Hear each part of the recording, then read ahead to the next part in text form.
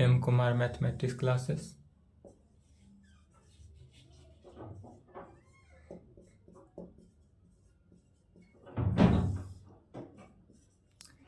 Class 11th lecture 8 हुआ। Class 11th lecture 8 coordinate geometry. Coordinate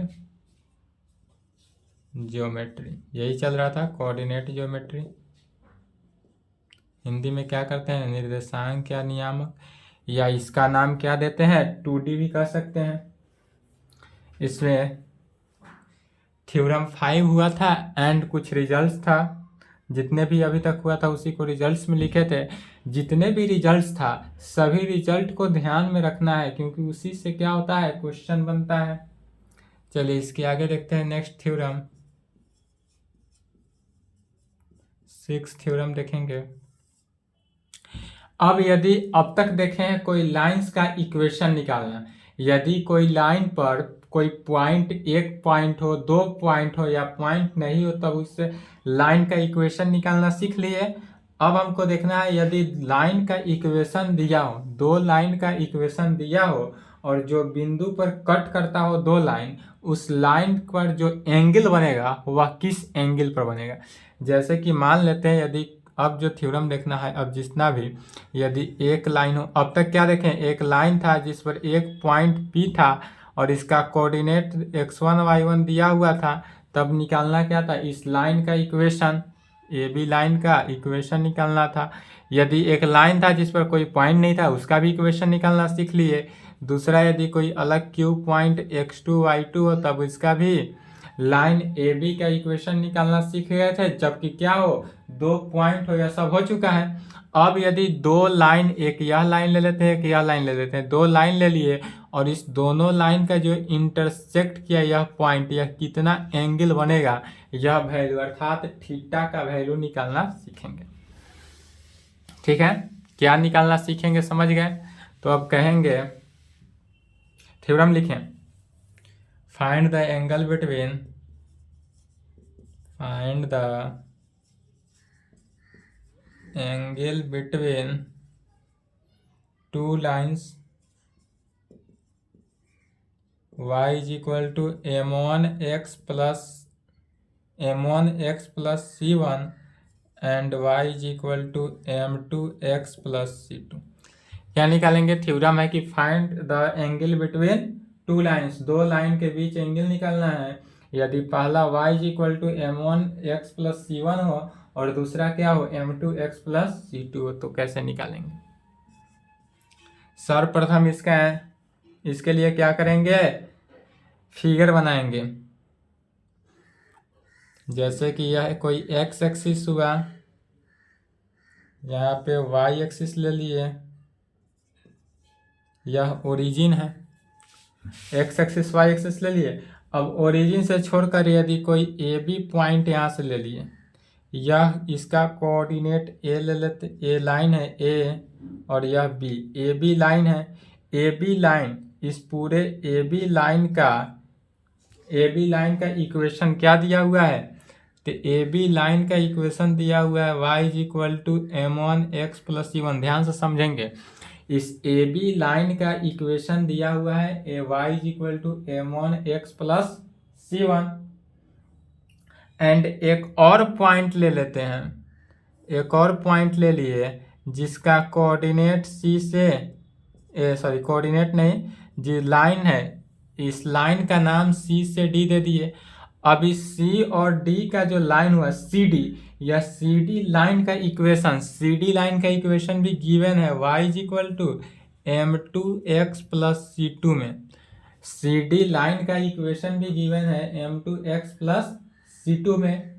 अब इसका एंगल, यह एंगल को यदि हम अल्फा मान लेते हैं और यह एंगल को बीटा मान लेते हैं, क्या किए, यह एंगल यदि अल्फा मान लेते हैं और यह एंगल बीटा मान लेते हैं,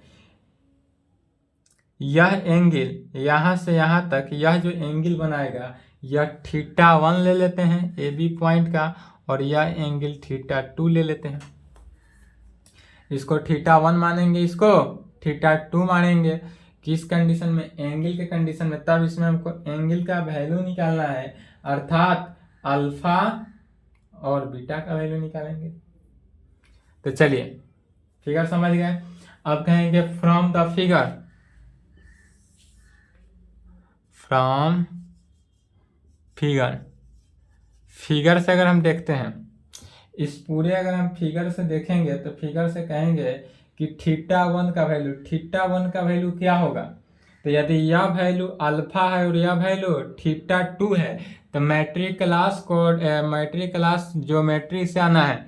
यदि यह वैल्यू एक त्रिभुज के, यह क्या बनता है, त्रिभुज बना रहा है, और इसका नाम यदि हम कोई, यह जो पॉइंट है इसका नाम हम P दे देते हैं, ठीक है, इसका नाम P दे दिए। अब देखेंगे तो DPB का नाम, DPB का क्या हो गया, त्रिभुज बन गया। अब ट्रायंगल DPB में एक त्रिभुज के तीनों कोनों का योग 180 होता है। तो यहाँ पर देखेंगे कि यदि दो एंगल, एक एंगल θ2 है, दूसरा अल्फा है, तो तीसरा क्या हो जाएगा, दोनों को ऐड कर देते हैं तो यह जो एंगल बना वह क्या बन जाएगा, θ2 प्लस अल्फा या अल्फा प्लस θ2। तो θ1 का वैल्यू क्या हो गया, अब यहाँ से θ1 का जो एंगल बना यह θ2 plus alpha, θ1 is equal to alpha plus θ2, alpha plus θ2, इसलिए अल्फा का वैल्यू निकालना है तो alpha is equal to θ1 minus θ2। Alpha का वैल्यू कितना निकला, θ1 और θ2, अल्फा का वैल्यू निकल गया। तो अल्फा का वैल्यू निकलने के बाद स्लोप निकालते हैं। तो स्लोप के लिए 10 से मल्टीप्लाई करेंगे, तो multiplying by 10 in both side, multiplying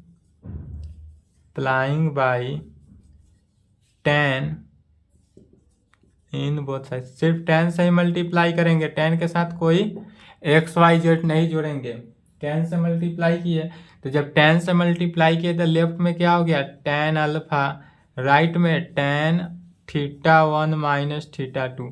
तो tan alpha is equal to tan θ1 minus tan θ2, पुनः tan a माइनस बी का फॉर्मूला। तो tan a माइनस बी का फॉर्मूला क्या जानते हैं 11th क्लास ट्रिगोनोमेट्री से, tan alpha is equal to tan a minus B is equal to tan θ1 minus tan θ2 divided by 1 plus tan θ1 into tan θ2 में, divided by 1 plus tan θ1 into tan θ2 में।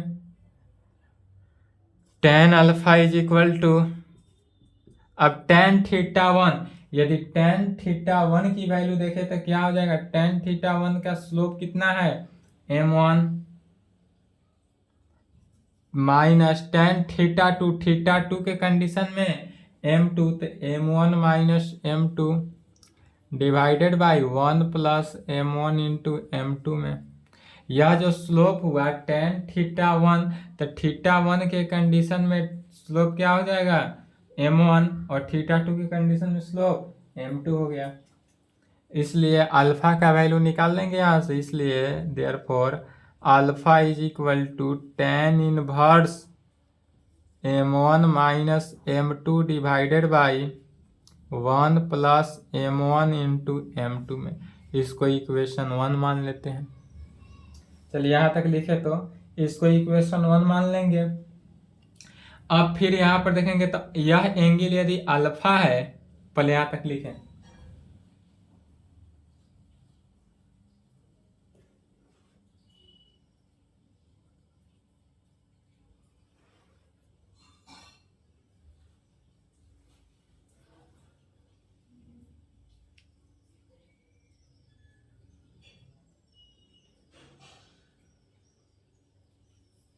चलिए अब यदि देखेंगे यहाँ पर, यदि यह एंगल अल्फा है और यह एंगल बीटा है और यह सम है त्रिभुज के, कितना है सम क्या होगा 180 होता है, तो alpha plus beta is equal to pi लिख सकते हैं। तो इसको फ्रॉम द फिगर, फिगर से alpha plus beta is equal to किसके इक्वल हो जाएगा, तो पाई के इक्वल। इसलिए क्या कहेंगे,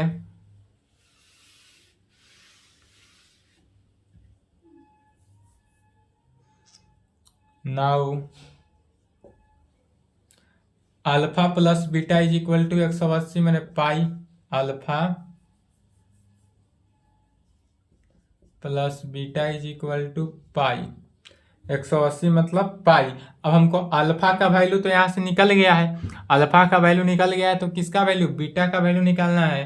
तो beta is equal to pi minus alpha, alpha को राइट में भेज दिए, beta is equal to pi minus alpha. पुनः इसमें टेन से क्या करना है, मल्टीप्लाई कर देना है। तो multiplying by tan in both side, multiplying by tan in both side, tan से मल्टीप्लाई किए तो क्या हो गया, tan beta is equal to tan pi minus alpha. Tan pi minus alpha किस क्वाड्रेंट में, सेकेंड क्वाड्रेंट में। सेकेंड क्वाड्रेंट में टेन क्या होता है, निगेटिव होता है। तो negative tan beta is equal to second quadrant में टेन निगेटिव तो निगेटिव। अब पाई पर वैल्यू नो चेंज, तो नो चेंज, टेन अल्फा हो गया तो माइनस टेन अल्फा। अब पुनः टेन अल्फा का वैल्यू यहां से रखेंगे, तो टेन अल्फा का वैल्यू क्या जानते हैं, m1 minus m2 divided by 1 plus m1 into m2।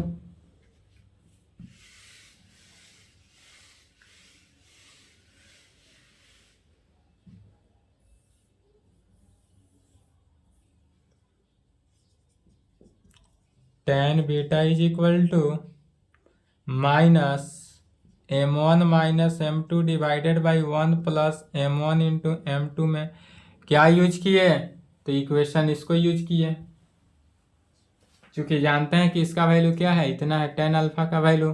पुनः माइनस कॉमन लेकर क्या करना है, मल्टीप्लाई, माइनस जब कॉमन ले लेंगे या डायरेक्ट बीटा का वैल्यू निकाल सकते हैं, इसलिए beta is equal to tan inverse, minus common भी ले सकते हैं, या beta is equal to minus tan inverse minus of m1 minus m2 divided by 1 plus m1 into m2 में, और इसको इक्वेशन 2। तो अल्फा का वैल्यू निकल गया, बीटा का वैल्यू निकल गया, अल्फा का वैल्यू इतना निकला, बीटा का वैल्यू इतना निकल गया। तो हमको थीटा का वैल्यू निकालना है, तो थीटा टेन थीटा निकालना है। तो टेन थीटा के लिए क्या करेंगे, फ्रॉम फर्स्ट एंड सेकेंड से कहेंगे, from first and second we get, first और सेकेंड से देखेंगे तो थीटा इज इक्वल टू क्या हो गया, टेन इनवर्स, थीटा का जो वैल्यू आ रहा है वह टेन इनवर्स होगा। एक केस में, पहला केस में क्या हुआ, अल्फा के केस में पॉजिटिव आया, बीटा के केस में निगेटिव आया, अर्थात पॉजिटिव भी हो सकता है निगेटिव भी हो सकता है, इसलिए प्लस माइनस। प्लस माइनस का मीनिंग क्या हुआ, पॉजिटिव निगेटिव दोनों हो सकता है। m1 minus m2 divided by 1 plus m1 into m2 में, divided by m1 into m2 में। और यही रिजल्ट आया कि यदि थीटा का वैल्यू निकालना हो, थीटा माने यदि दो इक्वेशन यानी कोई दो लाइन का इक्वेशन दे दे और उस दोनों लाइन के बीच का एंगल निकालना हो, तो क्या रिजल्ट निकला, theta is equal to tan inverse plus minus, plus भी होगा किसी केस में माइनस होगा, m1 minus m2 divided by 1 plus m1 into m2। इसको याद रखेंगे, यह फॉर्मूला के तौर पर भी काम है।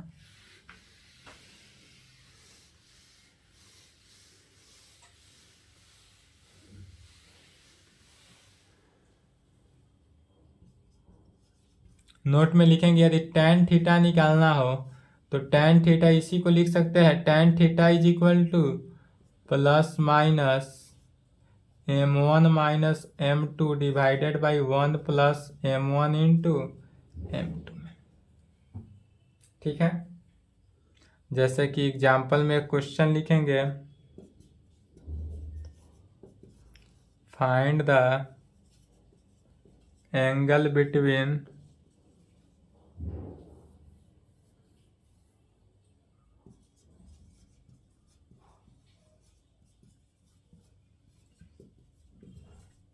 Find the angle between two lines. यदि दो लाइन का इक्वेशन निकालना हो, पहला लाइन 2x माइनस वाई दे दे is equal 2x minus line Y plus constant भी ऐड कर देते हैं 0, एंड दूसरा equation x minus Y plus 5 is equal to 0 दे देते हैं। क्या बोलता है कि find the angle between two lines, दो लाइन के बीच का एंगल निकालना है, जो कि दो लाइन कितना दिया हुआ है, इतना। तो जब दो लाइन दे दे और उसके बीच का क्या निकालना हो, एंगल निकालना हो, तो कैसे निकालेंगे? तो उसके लिए m1 और m2 का वैल्यू ज्ञात होना जरूरी है। तो सबसे पहले m1 का वैल्यू निकालेंगे, दूसरे कंडीशन में m2 का वैल्यू निकालेंगे। तो इसलिए पहला केस के कंडीशन, पहला में क्या है कि 2x minus Y plus 3 is equal to 0।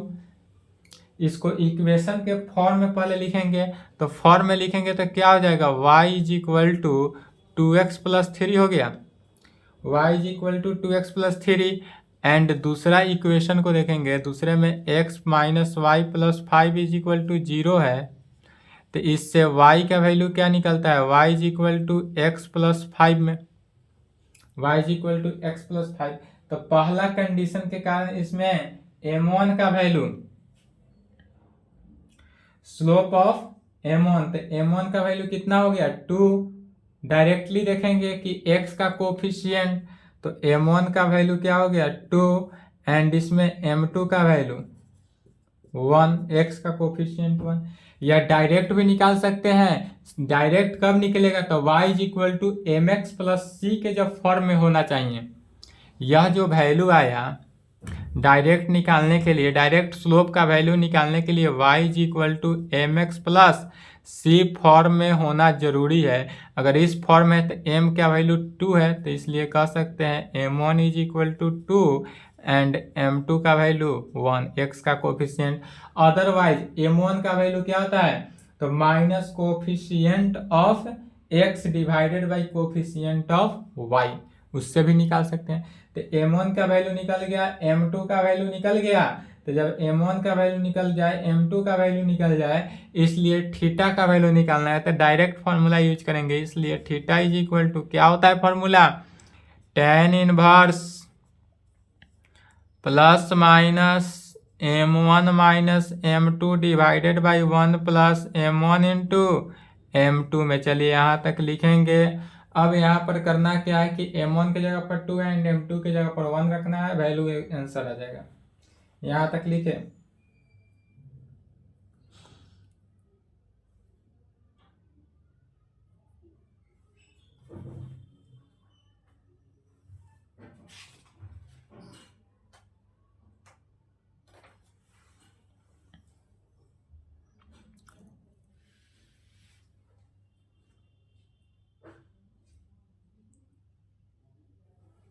चलिए लिख लिया, वीडियो रोक लेंगे।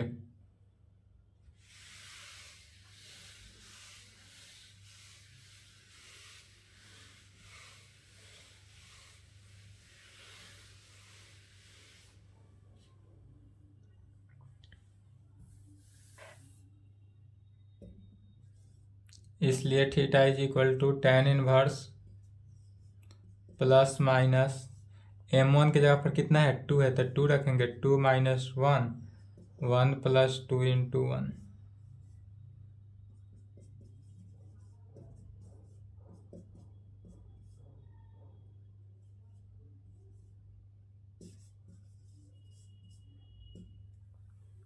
यही आंसर।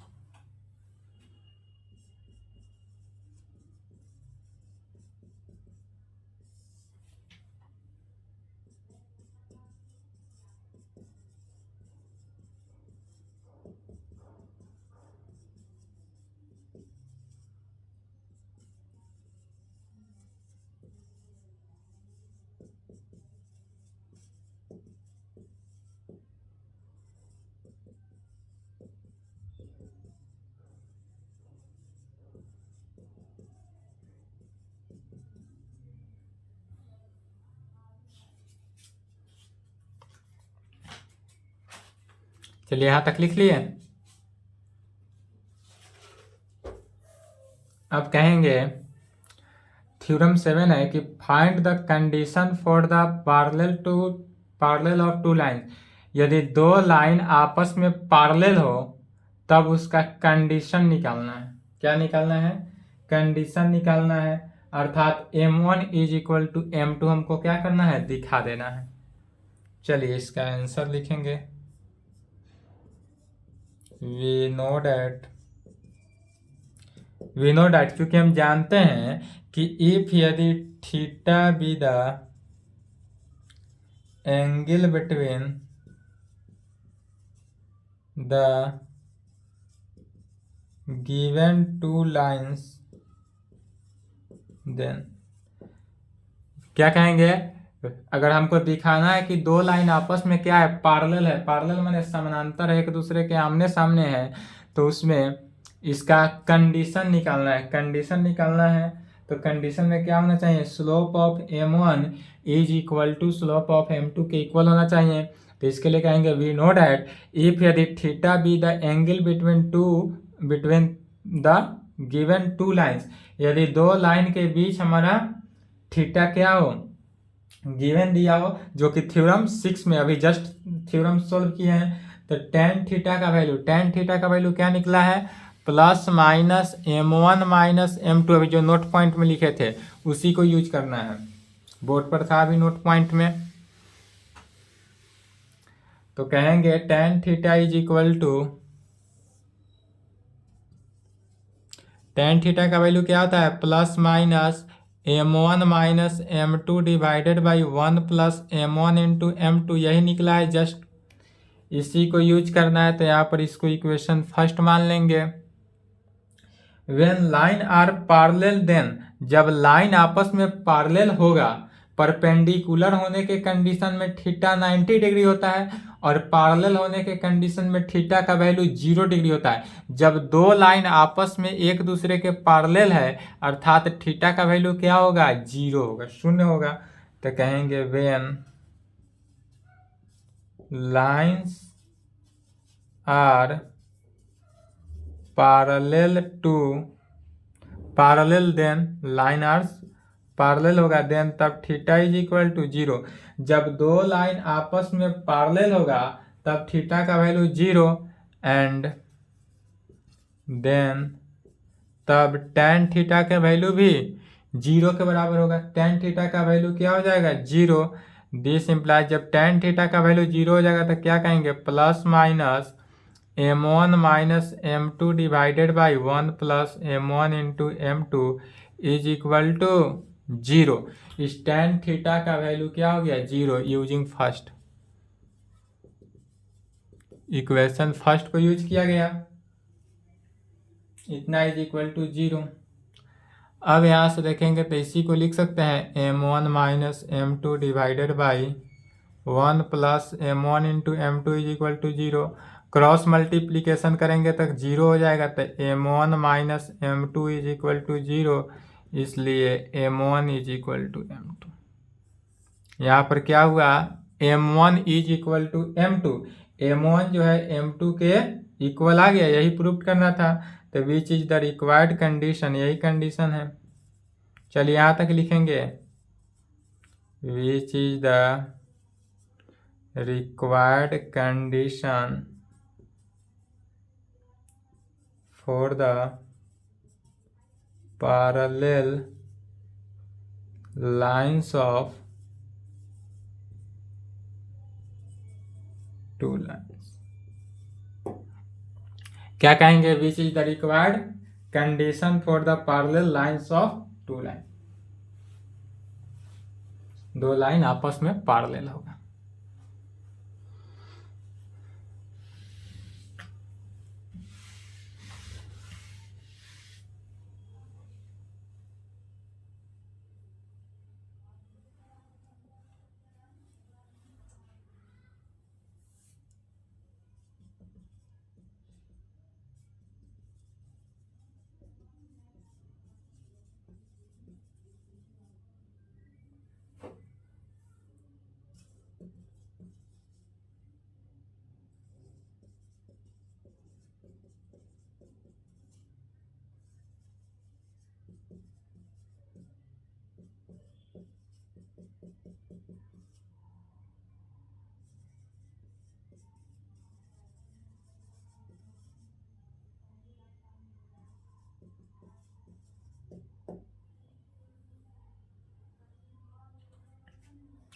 चलिए, जैसे कि एग्जाम्पल में बोल रहा है एग्जामिन विदर लाइन्स, यदि दो लाइन दिया हुआ है जैसे 2x minus 3y plus 4 is equal to 0 and minus 4x plus 6y plus 11 is equal to 0 और पैरेलल होगा या पैरेलल नहीं होगा यह दिखाना है।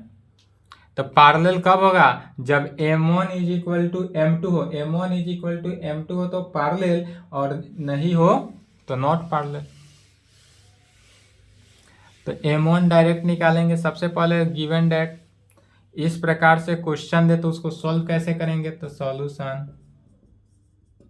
गिवन डेट इसमें दिया हुआ है पहला 2x minus 3y plus 4 is equal to 0 and minus 4x plus 6y plus 11 is equal to 0 दिया हुआ है। दो इक्वेशन दिया हुआ है, पैरेलल दिखाना है, पैरेलल है या नहीं है। तो m1 निकालते हैं। सबसे पहले m1 निकालने के लिए क्या कहेंगे? पहला इक्वेशन में देखेंगे तो फर्स्ट इक्वेशन में क्या कहते हैं? डिफिनीशन है कि minus coefficient of x divided by coefficient of y। इस प्रकार से भी निकाल सकते हैं या otherwise y is equal to M X plus C के कंडीशन से भी निकाल सकते हैं, इसीलिए हम दोनों कंडीशन से निकाल रहे हैं। तो माइनस x का कोफिशिएंट कितना है? 2, तो 2 डिवाइडेड बाई वाई का कोफिशिएंट -3, तो माइनस से minus cancel is equal to 2/3। m1 का वैल्यू 2/3 निकल गया एंड m2 का वैल्यू, तो m2 का वैल्यू भी निकालेंगे माइनस कोफिशिएंट ऑफ x, तो coefficient of x -4 divided by coefficient of y 6 अर्थात 4/6 2/3। तो यहाँ पर देखेंगे m1 is equal to 2/3 and m2 का भी वैल्यू 2/3, तो अर्थात सिंस यहाँ पर क्या हुआ m1 is equal to m2, तो जब m1 is equal to m2 हो तब यह लाइन क्या है? पैरेलल लाइन है। प्रूव्ड हो गया।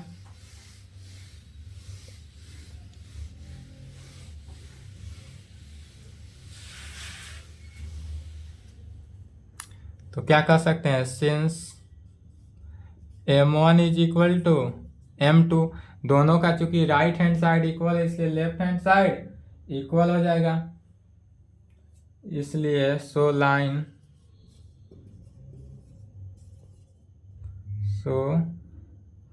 Lines are parallel to each other. यह जो है पैरेलल है। चलिए यही आंसर होगा। यहां तक लिखेंगे, थ्योरम 8 भी लिखेंगे साथ साथ।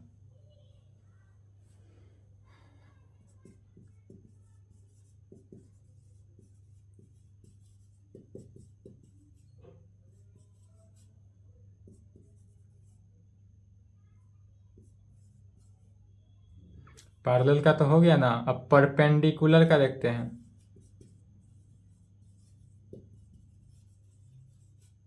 Perpendicular of two lines.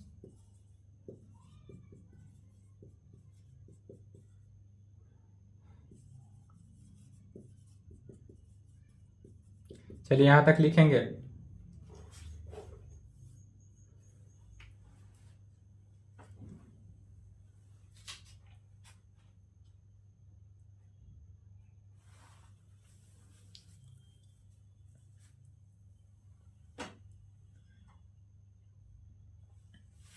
चलिए दूसरा कंडीशन है, कह रहा है कि find the condition for the perpendicular of two lines y is equal to, यदि m1 x plus c1 and y is equal to m2 x plus c2 का condition हो तब यह परपेंडिकुलर हो। तो पैरेलल के कंडीशन में always m1 is equal to m2 होता है एंड परपेंडिकुलर के कंडीशन में m1 into m2 is equal to -1 होता है। क्यों होता है? तो जैसे पैरेलल के कंडीशन प्रूव किए सेम परपेंडिकुलर का भी उसी प्रकार सॉल्व होगा। इसमें होता क्या है कि परपेंडिकुलर के कंडीशन में, पैरेलल के कंडीशन में थीटा का वैल्यू 0 डिग्री एंड परपेंडिकुलर के कंडीशन में थीटा का वैल्यू 90 डिग्री। इसी से हमारा वैल्यू जो है क्या हो जाएगा? चेंज हो जाएगा। तो सॉल्यूशन इसका देखेंगे आंसर। इसमें प्रूफ क्या होगा, m1 into m two is equal to -1। जब भी क्वेश्चन में दे दें m1 इंटू एम टू अर्थात -1 की इक्वल, अर्थात यह दो लाइन जो है आपस में क्या है, पैरेलल है, परपेंडिकुलर। तो परपेंडिकुलर है, जब दो लाइन आपस में परपेंडिकुलर होगा तो m1 into m two is equal to -1 होगा, और जब दो लाइन आपस में पैरेलल होगा तो m1 is equal to m2 के इक्वल होगा। यह बात को हमेशा ध्यान में रखना है। तो कहेंगे वी नो डैट इफ यदि theta be the angle between the given two lines then theorem 6 में देन तब tan थीटा का वैल्यू क्या होता है, तो tan theta is equal to plus minus m1 minus m2 divided by 1 plus m1 into m two is equal to m1 into m two, यही होता है। इसको इक्वेशन फर्स्ट मान लेना है। अब जब परपेंडिकुलर का कंडीशन हो तो परपेंडिकुलर के कंडीशन में थीटा का वैल्यू क्या हो जाता है, 90 डिग्री। तो इसी में कहेंगे which lines are perpendicular to each other then theta is equal to 90 degree and then जब थीटा का वैल्यू 90 डिग्री तब कह सकते हैं tan थीटा का वैल्यू भी किसके इक्वल हो जाएगा, 90 डिग्री, अर्थात tan 90 डिग्री का। और tan थीटा मैंने tan 90 डिग्री, और tan 90 डिग्री का वैल्यू क्या होता है, इन्फिनिटी। tan 90 डिग्री का वैल्यू इन्फिनिटी, इसलिए क्या कह सकते हैं m1 minus m2 plus minus m1 into m two divided by 1 plus m1 into m two is equal to infinity. tan theta का वैल्यू क्या हो गया, इन्फिनिटी है, तो इन्फिनिटी रखेंगे। tan थीटा का वैल्यू इन्फिनिटी रख देते हैं डायरेक्ट।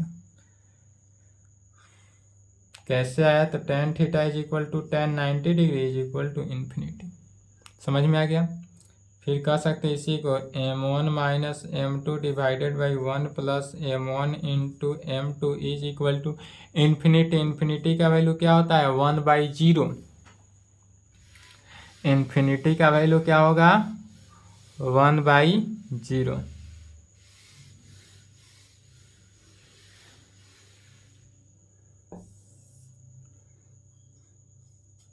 पुनः ध्यान देंगे, अगर 0 है तो क्रॉस मल्टीप्लीकेशन करेंगे, तो क्रॉस मल्टीप्लीकेशन करने में m1 माइनस m2 0 और 1 plus m1 into m to बचा, तो 1 plus m1 into m two is equal to क्या बचा, 0।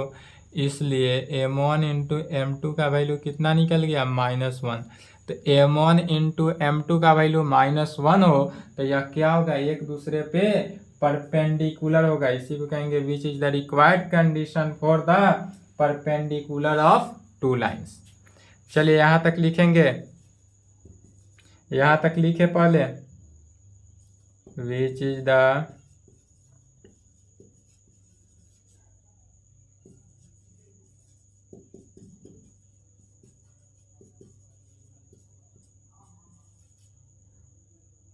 For the perpendicular of two lines.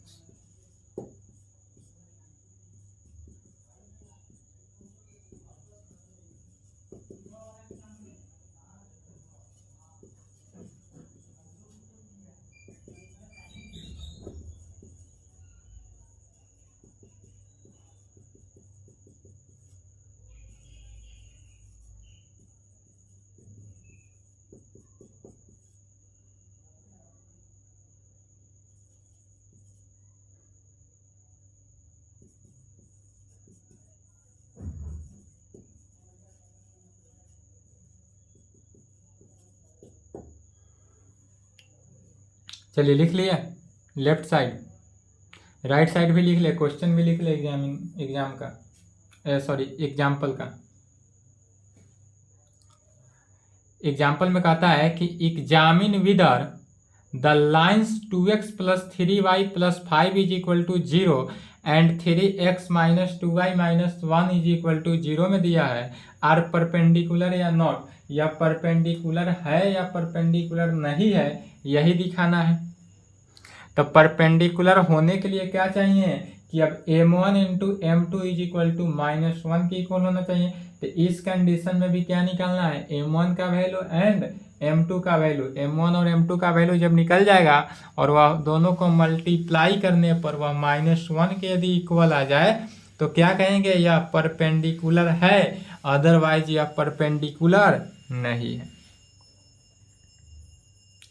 तो इसका सॉल्यूशन गिवन डैट क्या दिया हुआ है, तो दिया हुआ है यदि 2x + 3y + 5 is equal to 0 and 3x - 2y - 1 is equal to 0 में दिया हुआ है। तो इसमें m1 निकालना है। m1 के लिए क्या कहेंगे, minus of coefficient of x divided by coefficient of y, यही होता है फॉर्मूला। माइनस देंगे, कोफिशिएंट ऑफ x कितना है 2 divided by coefficient of y 3। तो m1 का वैल्यू कितना निकला -2/3 एंड m2 का वैल्यू कैसे निकलेगा, तो minus coefficient of x 3 divided by coefficient of y -2, minus से माइनस कैंसिल 3/2। तो m1 का वैल्यू और m2 का वैल्यू निकल गया। यदि हम m1 को इसको इक्वेशन फर्स्ट ले लें और इसको इक्वेशन सेकेंड ले लें तब कहेंगे फर्स्ट इंटू सेकेंड गिव्स, यहाँ पर क्या करना है, मल्टीप्लाई करना है। तो लेफ्ट हैंड साइड क्या हो गया, m1 into m2 is equal to right hand side -2/3 into 3/2, 3 से 3 कैंसिल, 2 से 2 कैंसिल, क्या बचा -1, अर्थात हमारे पास बचा क्या, तो कह सकते हैं कि since m1 into m2 is equal to -1, m1 into m2 is equal to क्या गया -1, तो जहाँ m1 इंटू m2 आ जाए -1 के इक्वल, इसलिए क्या कहेंगे, यह परपेंडिकुलर है। ये आंसर, यह परपेंडिकुलर है, यही आंसर हो जाएगा। चलिए यहाँ तक लिखे तो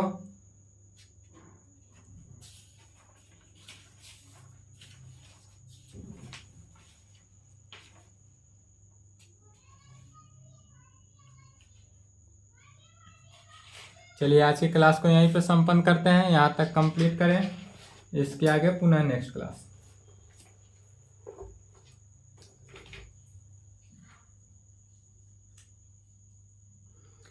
परपेंडिकुलर होने के लिए क्या जरूरी है कि m1 into m2 is equal to -1।